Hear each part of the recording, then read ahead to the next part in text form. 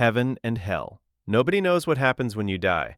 8 billion people on Earth and not one verified answer between them. What we do have is every theory humans have produced across thousands of years of trying to figure it out.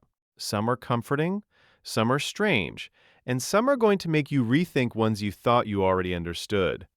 The most widespread version is simple. You die, your soul gets judged, and you go somewhere permanent. Good people up, bad people down. Eternal consequences for a roughly 80-year audition. Here's the thing, though. The version most people picture, clouds, harps, pitchforks, lakes of fire, owes more to a 14th century Italian poet than to any actual religious text. Dante's Inferno shaped the popular image of hell more than the Bible did. You've been carrying around one medieval writer's imagination as if it were theology for your entire life. Purgatory. This one exists to solve a problem. Heaven or hell works cleanly for saints and monsters. What about everyone in between? Purgatory is the Catholic answer, a transitional state where souls are purified before entering heaven. Not permanent punishment, more like a process. You're getting in, you just need to be cleaned up first. Here's where it gets interesting. The system of paying the church to praise souls through purgatory faster, called indulgences, became so financially lucrative and so obviously corrupt that it was one of the central grievances that pushed Martin Luther to write his 95 Theses in 1517. One transitional waiting room accidentally fractured Western Christianity in half. That's an outsized legacy for a theological middle ground. Resurrection. This isn't the soul drifting somewhere peaceful. This is the actual body coming back.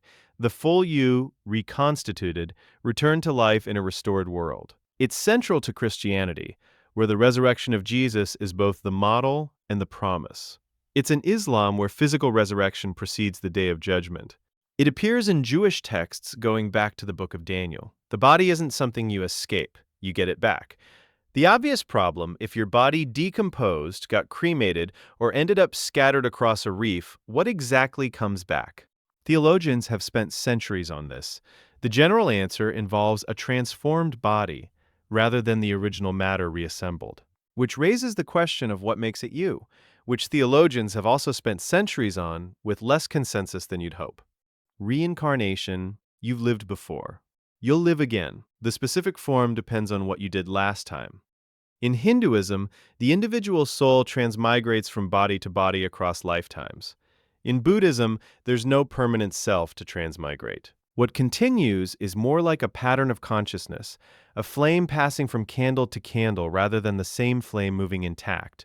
Same mechanism, completely different metaphysics underneath. Here's the part most people don't sit with. If reincarnation is true and karma operates as described, then your current circumstances, your wealth, your suffering, your advantages are the direct product of actions you took in a life you don't remember.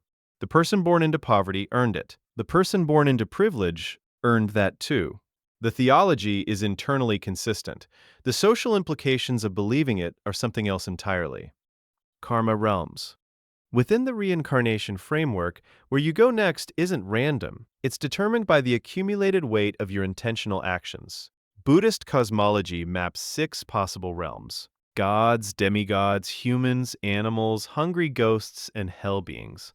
Humans are considered fortunate, specifically because human existence is uncomfortable enough to motivate seeking liberation. The god realms sound better and are actually a trap. Too much comfort, zero incentive to escape the cycle. You drift through centuries of bliss and then fall back down. The hungry ghost realm is the one that should land. Beings with enormous stomachs and mouths the size of a needle. Perpetually starving, physically incapable of consuming enough to satisfy the craving. It's a cosmological diagram of addiction. Ancient Buddhist cosmology described the internal experience of compulsive wanting in a way that modern neuroscience is still catching up to. Moksha and Nirvana. Both of these are exits, not better destinations. The end of the entire system. Moksha is the Hindu version, liberation of the individual soul from the cycle of rebirth, dissolution back into the universal consciousness that underlies everything. The drop returns to the ocean. Not heaven. Cessation of the separate self entirely. Nirvana is the Buddhist version, and the Buddha mostly refused to describe it, which should tell you something. It's the extinguishing of the craving and ignorance that fuel the cycle. What remains is not personal in any conventional sense. Here's the thing.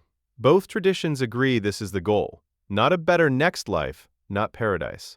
The complete end of the process that keeps generating lives in the first place.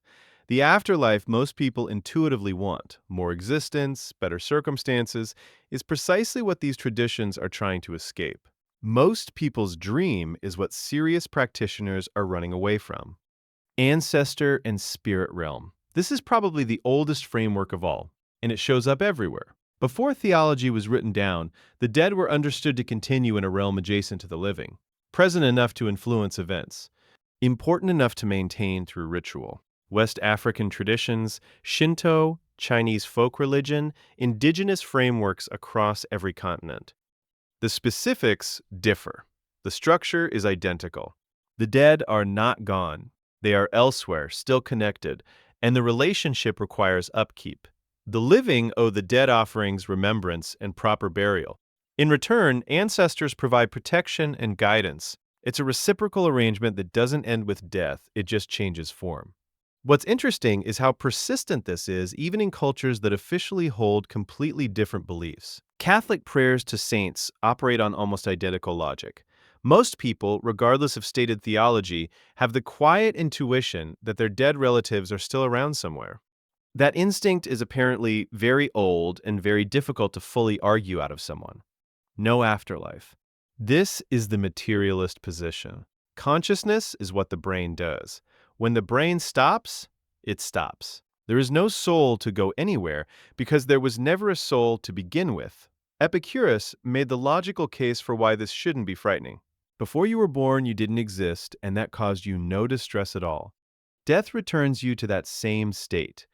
The fear of death, on this view, is a mistake in reasoning. You won't be there to experience the absence. That argument is clean and almost entirely useless in practice. Being told oblivion is fine because you won't notice it does very little for the part of you that currently exists and would prefer to keep doing so. It's the correct answer to a question the emotional brain is not actually asking. The materialist position might be right. Most neuroscientists hold something close to it. It just turns out that being right and being comforting are not the same thing. Agnostic Unknown. This is the intellectually honest position, and almost nobody actually lives by it. We don't know. The evidence is insufficient. The question may be permanently beyond the kind of knowledge humans can access. That's it. No claim in either direction.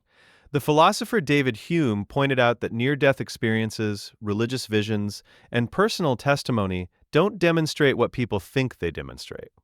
They're all produced by living brains. They could have entirely natural explanations. He wasn't closing the question. He was noting that the evidence people cite doesn't actually open it. Here's the trap.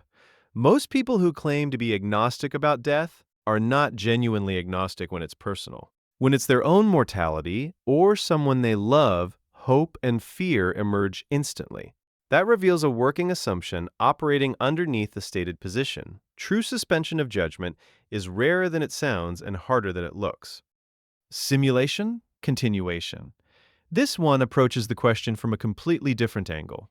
Philosopher Nick Bostrom argued that any sufficiently advanced civilization would be capable of running enormous numbers of simulated universes. If that's true, the number of simulated realities vastly outnumbers base reality.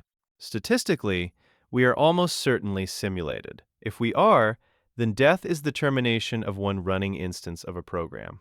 What that means depends entirely on the simulator. Instances could be saved, copied, archived, or ended permanently. Nothing about simulation theory guarantees continuation. But nothing rules it out either. The uncomfortable version is this. If you're a simulated process, whoever is running the simulation has access to everything you ever thought, felt, or did. Every moment of your life is stored somewhere in their system. Whether that's a version of heaven or the most thorough surveillance operation in history depends entirely on the nature of the entity holding the archive. Quantum consciousness. This is the most speculative scientific framing of the question. Most neuroscientists think it's wrong. It's still worth understanding. Physicist Roger Penrose and anesthesiologist Stuart Hameroff proposed that consciousness arises from quantum processes inside neurons. The theory is called orchestrated objective reduction. The relevant implication is this: quantum information cannot be destroyed. It can be dispersed, transformed, scrambled. But the information itself is conserved by the laws of physics. If consciousness is quantum in nature, then the information that constitutes your mind doesn't vanish when the brain stops. It disperses into the universe.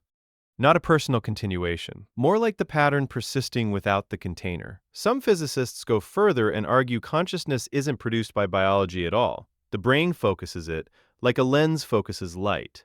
Death ends the focusing. Not the light. That's a significant difference. It's also almost entirely unverifiable with current tools, which is exactly where these theories tend to live. Eternal recurrence. This is the one that should genuinely unsettle you. Nietzsche proposed it in the 19th century. If the universe is finite in matter and energy but infinite in time, every possible arrangement of that matter must eventually repeat, including this one, including you, this exact life, every decision and consequence and embarrassing moment and loss, recurring identically forever with no variation and no exit.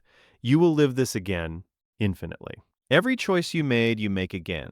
Every regret, again. Every moment you'd rather forget again. There is no moving forward into something new. Only this, on repeat. Nietzsche used it as a diagnostic. If you truly believed you had to live your exact life over infinite times, would you want to? Would you change anything if you could? Most people find they have an immediate answer to that question. He thought the discomfort of that answer was the most useful information available. Most people prefer not to look at it directly. That's probably why this one bothers people more than the others. The others are uncertain. This one just asks you to be honest.